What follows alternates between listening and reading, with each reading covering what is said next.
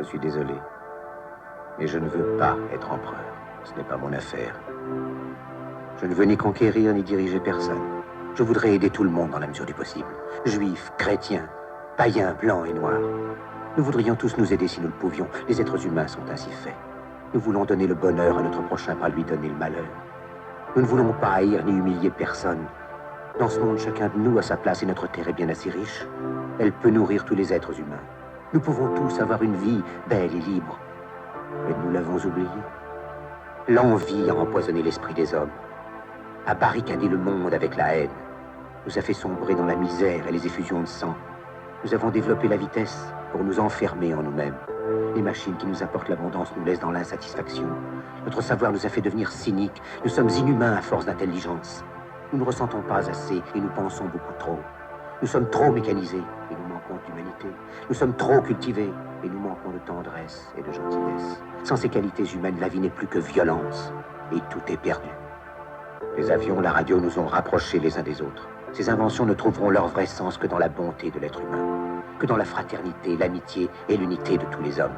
En ce moment même, ma voix atteint des millions de gens à travers le monde. Des millions d'hommes, de femmes et d'enfants désespérés, victimes d'un système qui torture les faibles et emprisonne les innocents. Je dis à tous ceux qui m'entendent, ne désespérez pas. Le malheur qui est sur nous n'est que le produit éphémère de l'avidité, de l'amertume de ceux qui ont peur des progrès qu'accomplit l'humanité. Mais la haine finira par disparaître, et les dictateurs mourront, et le pouvoir qu'ils avaient pris au peuple va retourner au peuple. Et tant que les hommes mourront, la liberté ne pourra pas périr.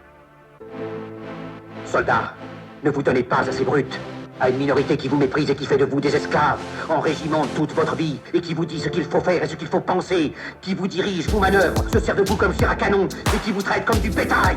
Ne donnez pas votre vie à ces êtres inhumains, ces hommes-machines, avec une machine à la place de la tête et une machine dans le cœur. Vous n'êtes pas des machines, vous n'êtes pas des esclaves, vous êtes des hommes.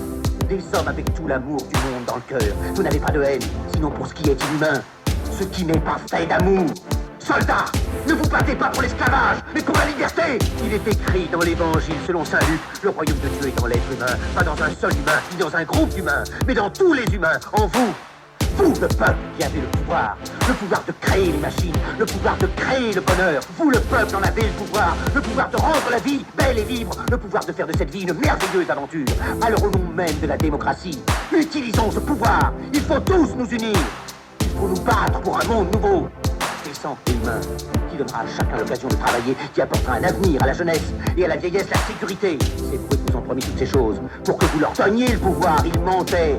Ils n'ont pas tenu leurs merveilleuses promesses. Jamais ils ne le feront. Les dictateurs s'affranchissent en prenant le pouvoir, mais ils font un esclave du peuple. Alors il faut nous battre pour accomplir toutes leurs promesses. Il faut nous battre pour libérer le monde, pour renverser les frontières et les barrières raciales, pour en finir avec l'avidité, avec la haine et l'intolérance. Il faut nous battre pour construire un monde de raison, un monde où la science et le progrès mèneront tous les hommes vers le bonheur. Soldats, au nom de la démocratie, unissons-nous tous!